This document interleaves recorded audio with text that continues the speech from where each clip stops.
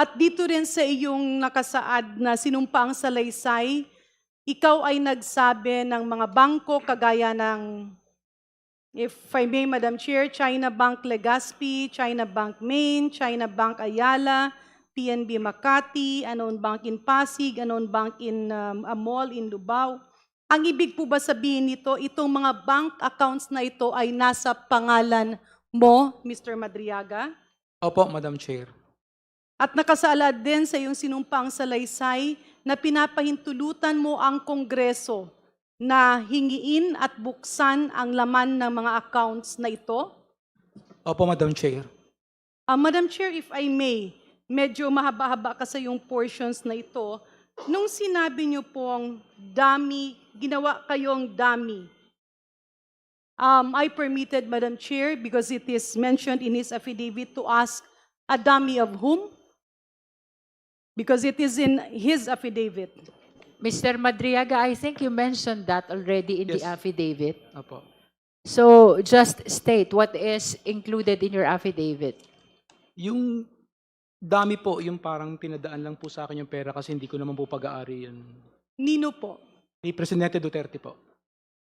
Madam Chair, my next question is something that is quite close to my heart as a medical doctor. Kasi po, pardon me with this, Madam Chair, nung pong panahon ng pandemya, ang isang pabigat sa sambayan ng Pilipino ay yung napakamahal na testing sa Pilipinas na hindi lang isang beses, hindi lang dalawang beses, multiple, even more than 20 times, kung saan ang COVID testing na yan ay naglugmok sa maraming pamilya sa kahirapan.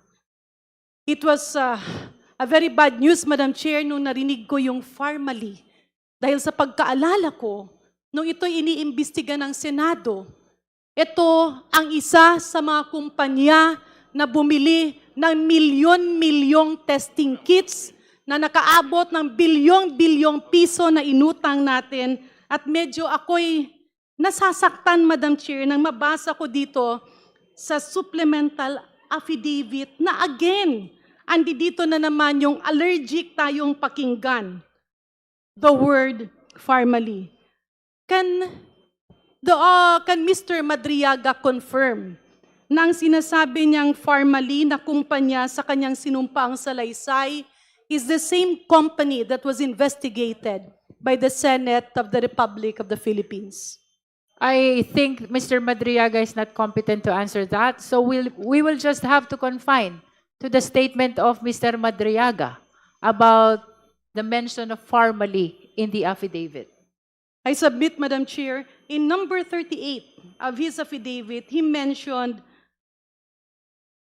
Lin Wei Xiong, the financial officer of Pharmally Pharmaceuticals, who called him directly to coordinate the turnover of 175 million pesos. Can Mr. Madriaga confirm this? Yes po, Madam Chair. If I may, Madam Chair, dahil nandun sa kanyang affidavit na siya ay natawagan, nakakapagtagalog po ba si Mr. Lin Wei Xiong? That is a Masikonte? probing question already, DS Janet Green. Yeah, but Madam Chair, I wanted to establish kasi ito tinawagan at naharap niya. Nonetheless, please confine to what appears in the affidavit. Yeah, it appears in the affidavit, Madam Chair, that Mr. Lin Wei Xiong asked him, where will the money be used?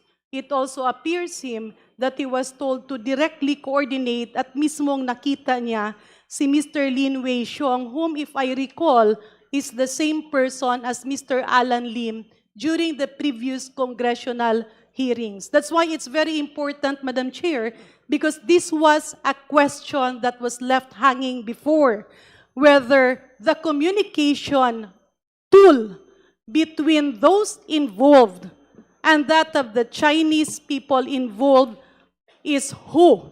Kaya etong dito, kapag siya'y nakakapagtagalog, malamang pong maririnig natin dahil nakaharap ni Mr. Madriaga specifically in delivering 175 million. Honorable Green, that question was left hanging in the Quadcom investigation.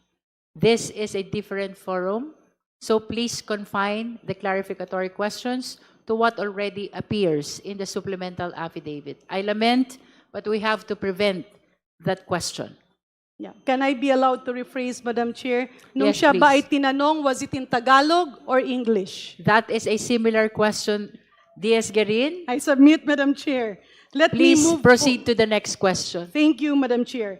Mr. Madriaga, ang ibig niyo po bang sabihin dito, kayo ang personal na nakakita na 175 million pesos ang nanggaling sa Pharmally Pharmaceuticals at ibinigay sa inyo para pondohan ang kampanya sa politika? Ang nabigay po sa akin si Lin Wei yung hindi ko po alam kung Parmally po galing yan. Pero sa kanya po galing yung 175 million. At dito po sa inyong affidavit, nakalagay po dito na si Lin Wei Xiong ay ang financial officer ng Pharmally Pharmaceuticals. Opo. Yeah, maybe, Madam Chair, at the proper time or in some other forum, we can subpoena the former Secretary Francisco Duque to shed light As on I this. have said earlier, Thank we you. will defer discussion regarding issuance of additional subpoena. Madam Chair, on page 13 of his affidavit, ang sabi po ni Mr. Madriaga, he membered Michael Yang as together with the mention of the name Lin Wei Xiong. Ito po ba yung magpinsan na Lin Wei Xiong at si Michael Yang, Mr. Madriaga? Hindi ko po sure kung magpinsan sila ni Michael Yang tsaka si Lin Wei Jong. Thank you, Madam Chair. Madam Chair, Madam Chair, if I may, Madam to my Chair. last question. Madam Chair, The Honorable Chua. hindi po nasagot kanina ni Ramil Madriaga yung tanong po ni Congresswoman Janet Garin. What is the question?